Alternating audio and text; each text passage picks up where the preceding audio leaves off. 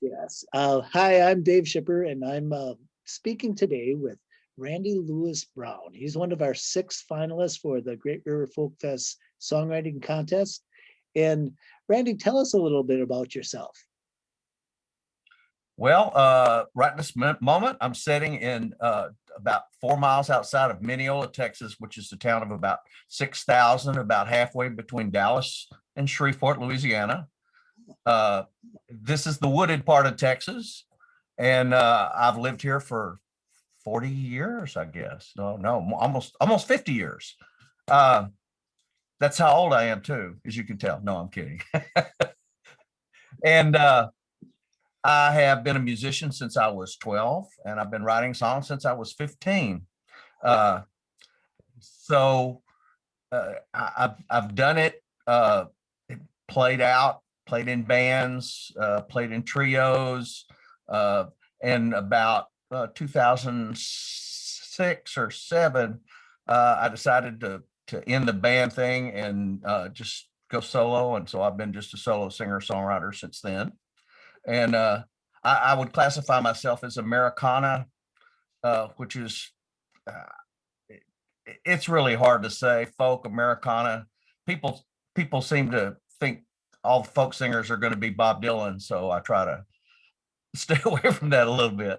Uh, and before COVID, I played out quite a bit. Uh, I don't do the restaurant and bar thing anymore. I've been there, done that.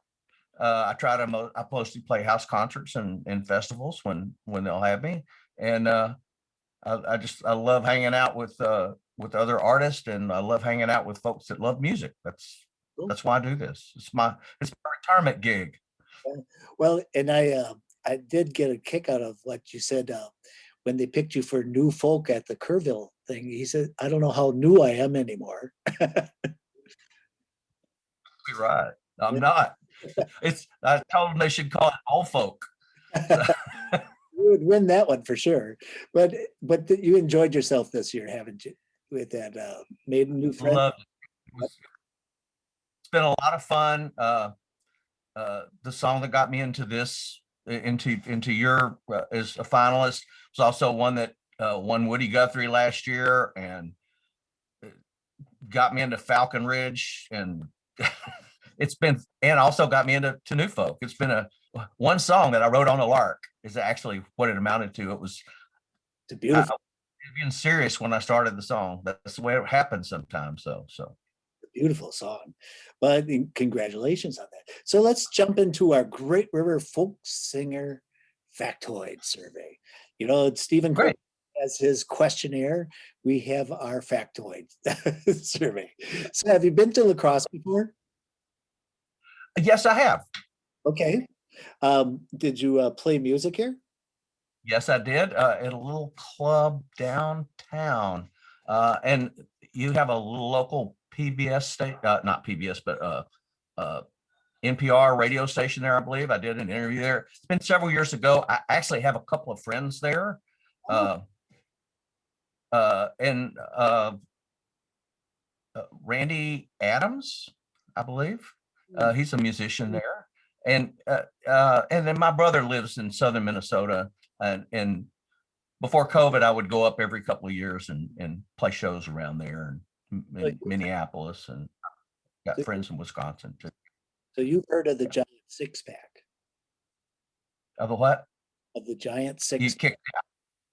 So you No, have I have not. really well. Okay, that's down by the brewery, and you've heard of Dave's Guitar Shop. I believe so. Yes, It's a fun I place. believe. Uh, he is a I global like to check. he is a global record store too. So yeah, it's amazing what he's done. I love. All right, here's your legends quiz. Bob Dylan Okay, or Brian? John Prine, Joni Mitchell or Carole King? Joni, Okay, Robert Cray or BB King? BB, all day long. Randy Carlisle or Gillian Welch? Oh, man, That, that's a draw. yeah, they aren't easy, are they? Uh, well, Brandy's a genius, but I have to go with Jillian because she basically created her own genre out of nothing. I have to go. I have to go with Jillian. Yeah. Okay, when you write, morning, midday, evening, or when the muse knocks? Whenever it hits, I'm not a really organized writer. I may go months without writing, uh, and then I may write 3 or 4 songs very quickly. Typically, I've written so long that a lot of times what I do is I get a lot of ideas and I write them down, keep them right here in my trusty little phone. But until I get really inspired, I normally don't jump on them. And if I see the song's not going where I want to go, I normally just put it down pretty quickly. Uh, but I find that the best songs tend to come out very quickly. And they have to gestate a while. So I just kind of let it happen. So you work with a prompt, or you just kind of like something? I normally work with an idea, though. I've written a lot of songs from prompts, also some what I consider good songs.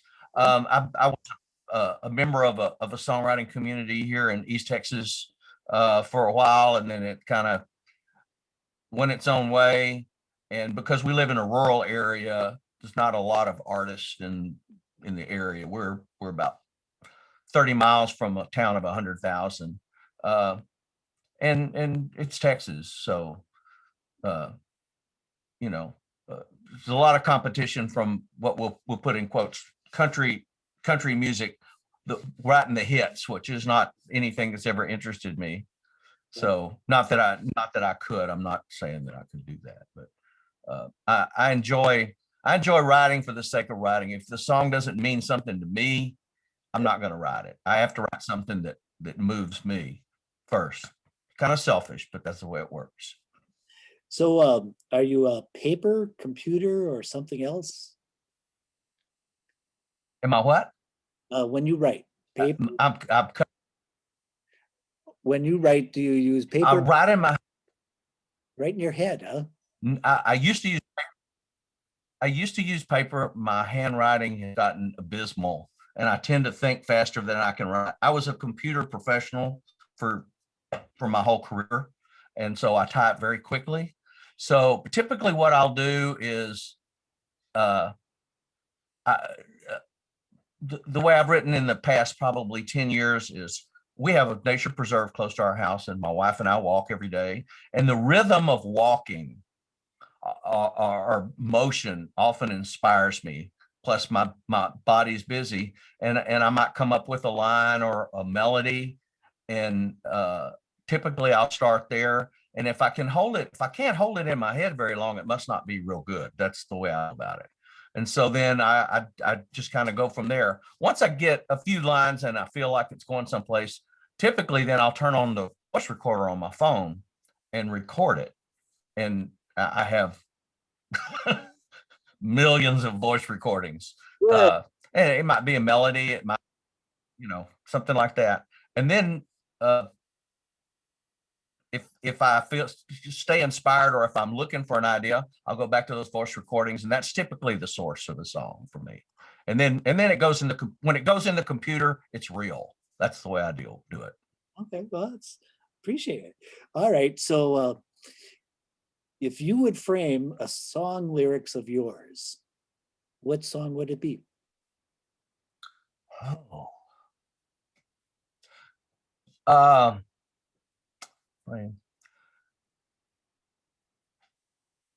there's a song that uh, I wrote a few years ago after my dad died, and it's called the Trouble with Me, and I think it would be that one because to me it gets closer to the heart for me than any song I've ever written. What color frame would you put it in? Uh, a very plain frame and very simple font, nothing fancy, very simple because to me the song is simple. It makes straightforward statements, but the statements are universally true, and that's what I like. Is try to to me, songwriting is making the personal universal. That's that's my goal. Cool. And so I think I did it with that song. And where would you hang that song? Uh, Probably in my studio here where I'm talking to you from. I don't like to go around advertising a lot. It would be it would seem a little That's that's I don't know. thank you. So who would you thank for being your best writing coach? My best writing coach. Well, I can tell you who I would love to work with, and be my favorite person would be Mary Gaucher, Oh, okay. because she is such a incredible writer. She's so plain spoken. Before that, it would have been John Prine, but it would be a little difficult to do that now. So, and I've got a good friend that has written with Mary, and he just brags on her all the time. So that's on my list. If you hear this, Mary, call me. Well, I'll try to tag you on it. How's that? All right. What 7 words would you tell your 10-year-old self? Oh, 7 words.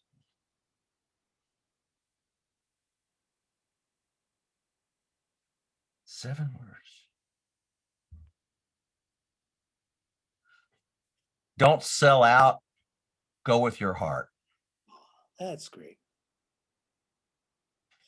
Well, Randy, those are the factoids. Now we know Randy Lewis Brown better than anybody else does. Um, so, if you've been up to La Crosse, have you've heard of the Great River Folk Fest? Do you have any questions about what we're up to, or? I really don't know a lot about it. Honestly, what happened, I think I'd heard of it, but Lindsay Lee, who was one of the hosts for the New Folk People, posted that you guys were doing this contest, and to those of us that were finalists this year, and said, hey, you guys might be interested in this. And I went and looked, and I thought it was such a unique idea to do it with videos. And I thought, well, why not? Yeah. So, Well, I'll tell you what, it's just, we were going to change it last year anyways, because the fellow that was running it would make songwriters actually make a hard copy CD. He had a lot of rules, and it had to be mailed, it had to be under 4 minutes, and we wanted to update that and give you a link where you could upload it. And then it just kind of rolled through here last year with the pandemic, that we wanted to really see people, and we wanted to give you guys an opportunity to have an audience outside of what your normal channels were. So that's where it came, and really we had such a blast with it last year. We're going to do it. We did it this year, even though we have a festival, and I have at least 3 or 4 things I should be working on right now for that festival, but I'll get them done. enjoyed every week going through and listening to the other entries. Some of the folks I know, some of the folks I don't know, and it's just been a real pleasure. It's such great songs and great entries, and some of the folks I hadn't seen in a while, and it's kind of like almost, getting to see them again in person. It's great. It's a wonderful, wonderful way to do a songwriting contest. Kudos for that. We did it last year and ended up with a finalist from Spain, finalist from Germany, and a finalist, I thought from Canada.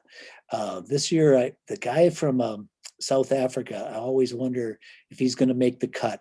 Dave Stark, just a Leonard Cohen kind of guy. I don't know. I always tell him, I ain't paying the bill, your air bill, to get to the Folk Fest. You're more than welcome to book you, but I'm not going to pay that transportation.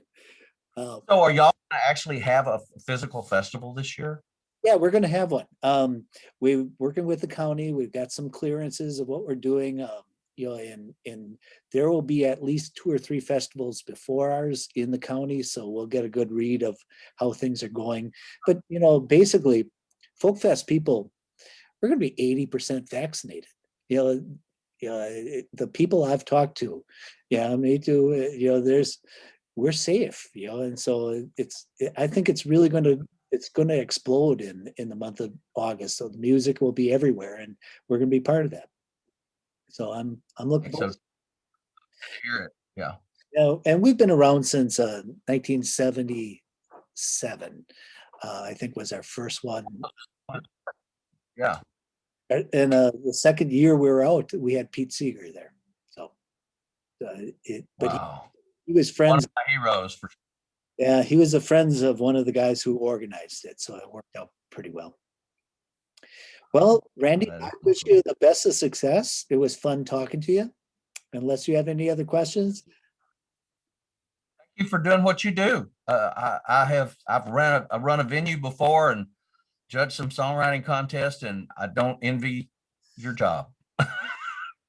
Well, I'm part of the 3 or 4 people who are doing the pre-finalists, but then we have like 8 finalist judges. So they'll get a very narrowed list and only have 24 songs to look at. So trying to Yeah, that's good. try to make it easier for them. All right. Well, it was. I'm going to hang up, and it was Randy Lewis Brown. Look him up.